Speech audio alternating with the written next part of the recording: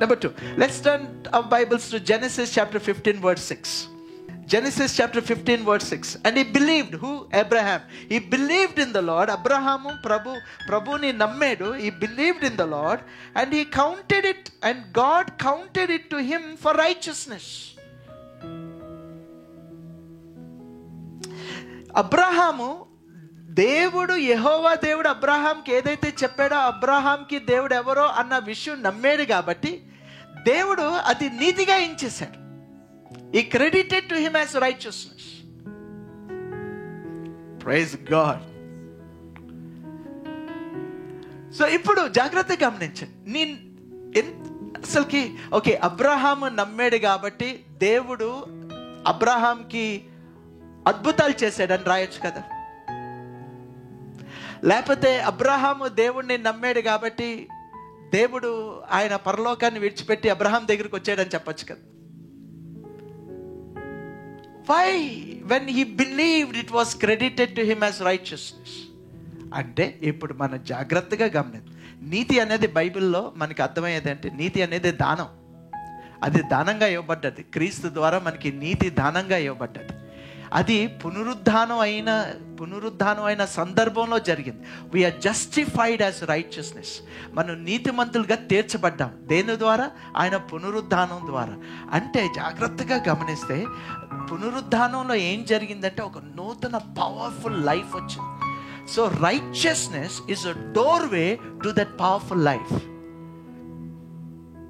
ఆ గొప్ప శక్తితో కూడుకున్న జీవితానికి నీకు అది ఒక డోర్వే. అందుకే when he believed, the foundational thing, అసలుకి పునాది, స్టార్టింగ్ పాయింట్ దేవుడు అబ్రహాంకి అది కౌంట్ చేసి అది ఇచ్చాడు. He credited him the righteousness. So on the platform of righteousness, now Abraham will get everything. All right? ఒక చిన్న ఈరోజు కొంతమంది కొత్తగా వచ్చారు. మీ ముఖాలను చూస్తుంటే మీరు కొత్తగా వచ్చారని నాకు అనిపిస్తుంది. సో ఒక చిన్న బయట ఉన్నదానికి, బైబిల్లో ఉన్నదానికి, బయట ఏది బోధిస్తున్నారో, పుల్పిట్స్ నుంచి ఏది బోధిస్తున్నారో, బైబిల్లో ఉన్నది ఒక చిన్న తేడా చూపిస్తాను. జాగ్రత్తగా గమనించండి. చాలామంది పుల్పిట్స్ నుంచి నీతి గురించి ఏమని బోధిస్తారంటే, నువ్వు నీతి క్రియలు చేస్తే కానీ నువ్వు నీతిమంతుడు అవ్వు అని బోధిస్తారు. రాంగ్. ఓకే, ఒక 4 సార్లు చెప్పండి పక్కన ఉన్న వాళ్ళు, రాంగ్ అనండి. నువ్వు నీతి క్రియలు చేస్తే నువ్వు నీతిమంతుడు అని బోధిస్తారు. They don't preach the word. Righteousness has come through declaration. నీతి అనేది శాసించాడు, దేవుడు శాసించాడు. He declared, he looked at you through the sacrifice of యేసు ప్రభు మరణం ద్వారా, ఆయన పునరుద్ధానం ద్వారా, అసలుకి యేసు ప్రభు అసలుకి ఏం చేయాలో అంత చేసిన క్రియ ద్వారా దేవుడు ఇప్పుడు క్రీస్తులోంచి నీ వైపుకి చూసి నువ్వు నీతిమంతుడివి అన్నాడు. ఆయన నోట్ మాట అది విప్పి ఆయన చెప్పాడు, you are righteous. The same God who said let there be light అనగానే లైట్ ఎలాగా వచ్చిందో, he said you are righteous, so you have become righteous. Praise the Lord. It's a declaration. దాన్ని justified అంటే, you are justified. గ్రీక్ లో డయాకోయిసిస్ అంటారు. అంటే God declared you are righteous. ఇప్పుడు దేవుడు నిన్ను నీతిమంతుడిగా తీర్చిన తర్వాత నువ్వెవడివి ప్రభువా కాదు అంటానికి? అది పాయింట్. ఒకసారి పక్కన వాళ్ళు వచ్చాం, మళ్ళీ ఒకసారి అది పాయింట్ అనండి. అది పాయింట్. దేవుడు నువ్వు నీతిమంతుడే అన్నాడు. ఎవరి ద్వారా? క్రీస్తు ద్వారా. So I make every time one point. All right. So ఇప్పుడు జాగ్రత్తగా గమనించండి. So my example is a super example. ఈ ఎగ్జాంపుల్ అందరికి అర్థమైపోతుంది. ఎంత డార్క్ మైండ్ అయినా, ఎంత గట్టి మైండ్ అయినా, ఎంత బ్లంట్ మైండ్ అయినా ఈజీగా అర్థమైపోతుంది. All right. పిల్లి మియావ్ ఎందుకంటది? ఎవరు విత్ మీ? పిల్లి మియావ్ ఎందుకంటుంది? పిల్లి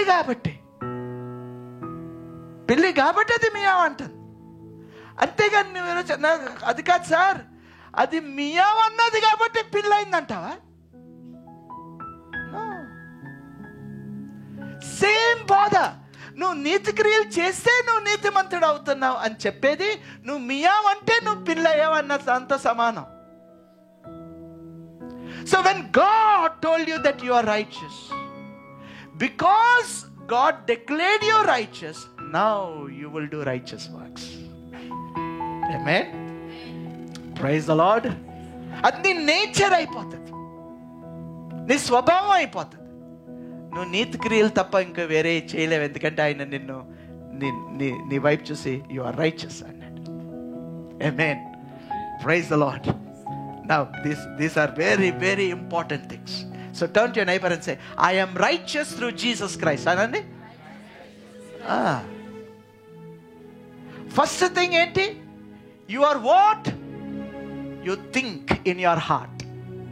2, you believe you are righteous through Jesus Christ. You believe in the Lord. You believe. ఒకసారి మీరు అసలుకి రాసుకుంటున్నారు, వెరీ గుడ్. కానీ ఒకసారి నిజంగా లోపల నుంచి పక్కన ఉన్న వాళ్ళు వచ్చేసి, ఏది ఏమైనా క్రీస్తు ద్వారా నేను నీతిమంతుడిని అనండి అన్నగానే ఆడు వస్తాడు. ఎవడు? వాడే వచ్చి నిన్నేం చేసావు, మొన్న ఏం చేసావు నీకు జ్ఞాపకం చేస్తాడు. అస్సలు కాడి వైపు చూడొద్దు. నువ్వు క్రీస్తు ద్వారా నువ్వు నీతిమంతుడు అయ్యావు. Amen. You are defined through Jesus Christ. You are not defined through your works. Your works are like filthy rags అంటున్నాడు. నీ నీతి క్రియలు మురుగుడ్డలు అంట. Never look at those things అంటున్నాడు. సో ఎలాగ నమ్మాడు? జాగ్రత్తగా గమనించు. ఎలాగ నమ్మాడు? అది నీతిగా ఎంచబడ్డది అంటే ఎలాగ నమ్మాడు అంటే, ఇస్సాకుని చంపేయటానికి రెడీ అయిపోయాడు. చాలాసార్లు నేనేమనుకుంటానంటే, అబ్రహాంకి ఎక్కడో మూల ఎక్కడో ప్రభు పిలుస్తాడేమో సో ఆ కత్తి ఇలాగిచ్చి స్లో మోషన్లో, నో,